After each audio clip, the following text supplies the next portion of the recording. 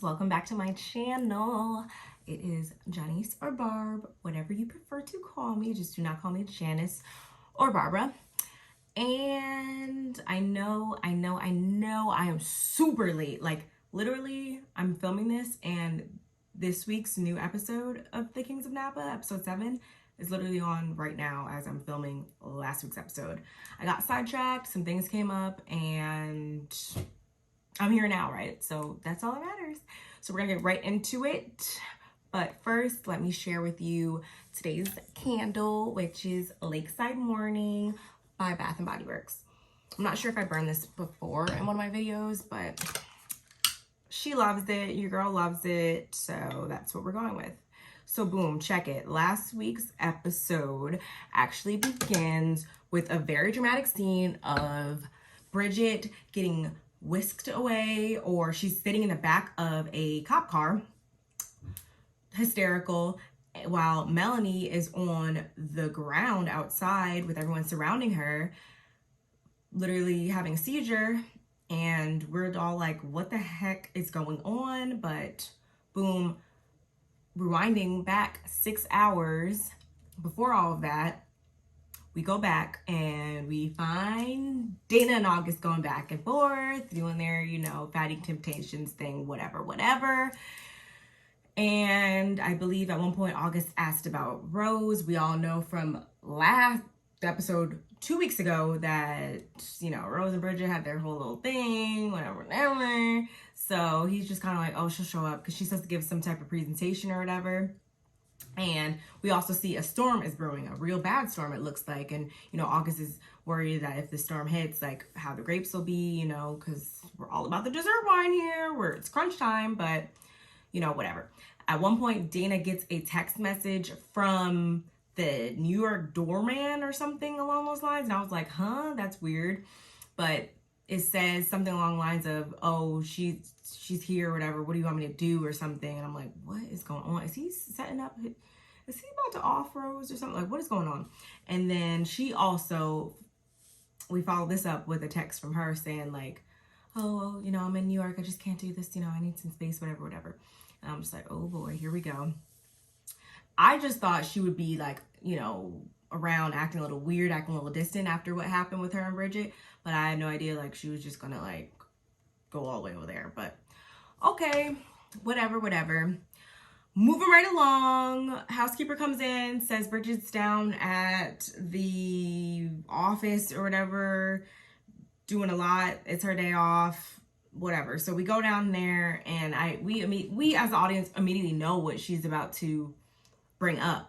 But she's acting all, a little irate, a little bit, frazzled, not like the Bridget that she's always appeared to be in the last couple episodes. And apparently she's waiting for Melanie to get there, and because she's got some bombs to drop, which we all know what it is. But anyway, she goes on this tangent about grapes and whatever, and I don't even know. But Dana comes back in with Melanie, and she's like, what is so urgent that you just needed me to come down here for, dear?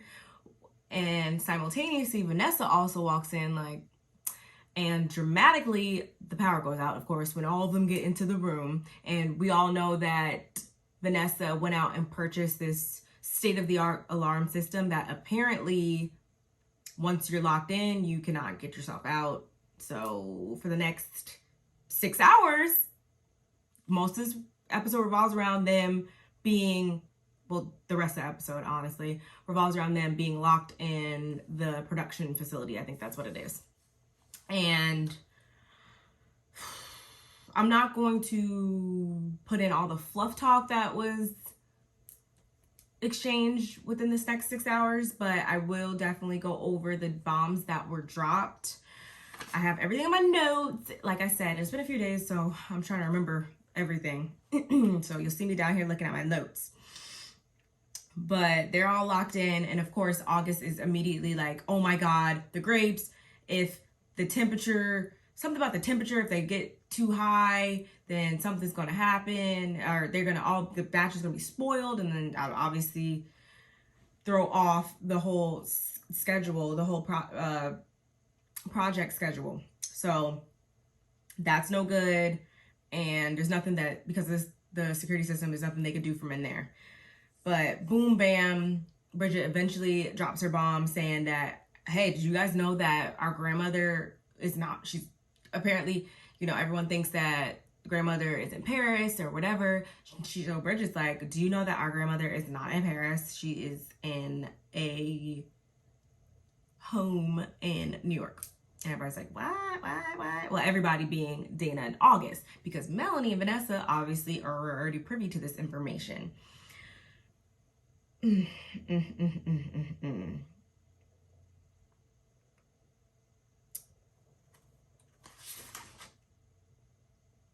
And of course, they're kind of just like, or at least Melanie's kind of like, what? Because apparently her and Vanessa had an agreement that they were just never going to speak about this. There was this secret between them two. And why didn't she let her know that she was going to reveal this information to Bridget or anybody without letting her know first? And we all know by now Vanessa did that on purpose to get Bridget on her side, to have her be an ally on their side of things, which is wild. And we all know Vanessa's side of the story, but during this episode, we hear Melanie's side of the story, which is that way back in the day, when she was 16 or whatever, she came home drunk after curfew, whatever, and her mom was furious, of course, and she saw Jay in her bag, and she slapped her to the ground, and before she could get up or whatever and collect herself, she looks up, and her mom is winding up again to whop her, and before she could do this, her dad runs in, and instead, I believe it was, the dad ran up, and she knocked him down or whatever, and he hit his head on the coffee table, and that is what was the catalyst for the aneurysm and ultimately his death. That is what killed him. And before the cops got there, or when the cops got there, her mom was basically like, be quiet, hush. And she proceeded to tell the story and basically leave herself out of it and make it seem as though it was just like a whole other accident or whatever, that she didn't push him. She completely left that out. So of course 16-year-old Melanie is like mind fucked, like what, like that's not what happened. But her mother, we see even before her nervous breakdown, she just didn't seem very maternal in my opinion, and very because we also find out that she used to pit the two sisters, Vanessa and Melanie, against each other a lot and make them like almost compete with each other. And clearly that did not foster a very good environment for them, because clearly they've grown up and they're still at odds with one another. So that was that for the most part. And this kind of also, we see this prompted Melanie's like kind of nomadic behavior, because once she hit 18 or whatever, she was out of there.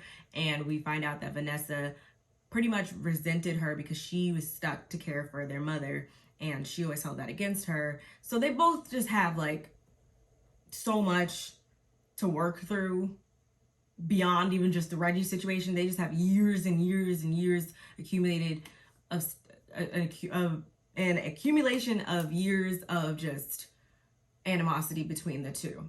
So I don't know, y'all. We'll see how this continues to play out in the weeks to come. But everyone starts crying. Everyone's pretty much emotional during this whole exchange and going back and forth and whatnot. And luckily, Vanessa does kind of start to believe what Melanie is saying about the mom, because at one point Melanie was like, I mean, when really, like, does that even sound like our dad? Like, when has he ever, raised a hand at us or acted that way? And Vanessa kind of started, the wheels started turning, and she's kind of like, realizes like, yeah, that doesn't really sound like him. So I should probably believe you, right? Duh. But whatever. They finally wrap up that convo, thank God. And a whole bunch of other little things came up about Vanessa's wine glass. Her special wine glass was missing, fondue, blah, blah, blah. All this other little, just again, fluff stuff. Nothing really major. If you watch the episode, you'll know what I'm talking about. But while all this is happening, I did pick up on Dana continuously saying like little sly remarks to Bridget the whole time. And we know why he's doing this, but she's still like oblivious. I remember he even called her like a pillow princess at one point. It was just like all these little things. And I'm just like, oh boy, just brewing. You just see it just brewing. At one point, Melanie does apologize to Vanessa directly about the whole mother and everything situation. Vanessa does receive that apology.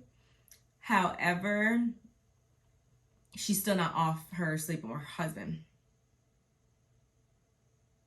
And I'm making this face just because, yes, I get it. You can't, jump down in the grave and, you're never going to be able to have that face-to-face conversation with him in this lifetime. So I get why, she could only target the person who's alive right next to her. I get it. But I don't feel like even if he was alive, she would have as much smoke for her husband as she does with her sister. I don't know. It's weird. She even at one point says that you probably went after him because he reminded you of dad. And I'm just like, huh? Well, then that means that he probably reminded you of dad because you're the only one that brought that up, which is like, oh. And Melanie also reveals that, no, actually, we conceived Bridget before you guys got married. I don't know. We don't know if they were dating together, whatever, but they conceived Bridget before, and then I guess things cooled off or whatever for that whole period until Vanessa went off to jumpstart her career back up because she was missing it. Her, career as an anchor woman or whatever. She got a gig from this girl that she used to, a former colleague or whatever, and she jumped back into the fold. And Melanie says that is also when they rekindled things because apparently Vanessa, she just left her family apparently and went off to do this. She came back obviously, and clearly it was before the kids could really realize because they were all like, huh? Like they didn't understand this. Mind you, Christian's not here, but Dana and August were kind of like, we don't really remember that, but apparently that's what happened. And that prompted, I guess, the relationship to develop, which I don't know how I feel about that just yet. So I'm going to wait to speak on that until I really can mull over like, okay, again, that definitely makes it still wrong. But I definitely see it from a couple different perspectives. Let me know what you guys think in the comments below. Melanie stepped up to play mommy, apparently. But Vanessa came back, and I'm going to assume Melanie was trying to get at that once Vanessa came back, she just went back into auntie role. I'm assuming that's what happened, but okay. Okay. Finally, the power comes back up. Thank God, hours later. And I think I left out the part that when everyone's fighting, August almost has another panic attack, but luckily she is able to calm herself down and basically like goes on this whole monologue, which is this episode was probably the only time I kind of felt a little awkward about like the commentary kind of. It was like a little weird to me. Like I was kind of annoyed, I don't know, by certain things that were being said and just like the whole dialogue of things. Cause it's like, I don't know. And that was one of the moments, not when August was having a panic attack or almost having a panic attack, of course, but when she went on the whole like monologue about like, I need my family and we're kings and we need to stick together and blah, blah, blah. And I was just kind of like, interesting. Very, very interesting.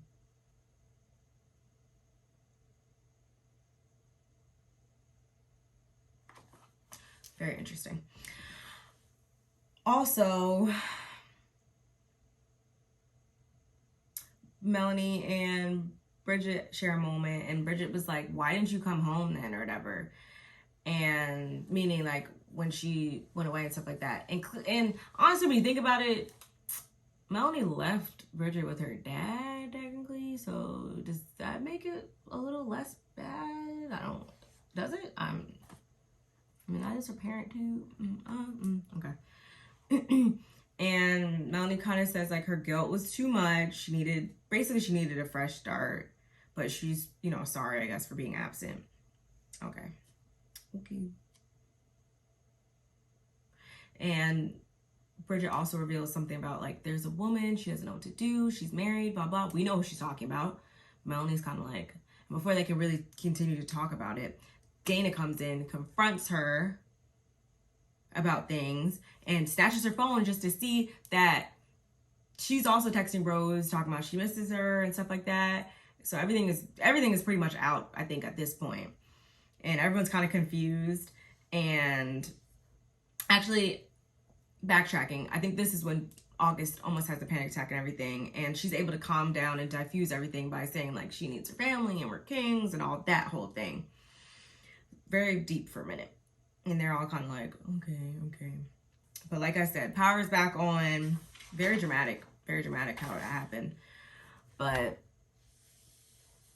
Melanie and Vanessa, I think, left things at like, Melanie was like, so how about us? And Vanessa's like, baby steps. So we'll see, y'all. And I think Bridget also was like, Dana, can we talk? And he was like, we're good. And I'm like, oh boy. And this is kind of when it was like, okay, I see what's about to happen. We all saw what's about to happen and what was about to unfold. And I was like, wow, that's wild. But they go inside, everyone's dancing and singing and everything, except Dana sitting back, just eating, watching everything. And the housekeeper comes in again and is like, Miss King, the cops are here, or whatever. And she's like, and everybody goes out like, the cops. And they say, we're looking for Bridget. And boom, bam, just like I said before, this is where we get the scene. They're hauling Bridget away. And Dana's all like, here she is. And it's just like, you mother, okay. You're the extortionist and blah, blah, blah. And revenge. It was clearly a revenge move. More so over the whole Rose thing, I believe. Not even just off of the strength of her just merely being the extortionist, but also the extortionist that was after his wife. That's how I feel. What do you guys think? Let me know in the comments below. But that was all for this episode, y'all. I hope you enjoyed this review. I'm about to watch this week's episode, and I will make sure I get the current week's episode to you guys sooner than I did this one. Promise. But bye, guys.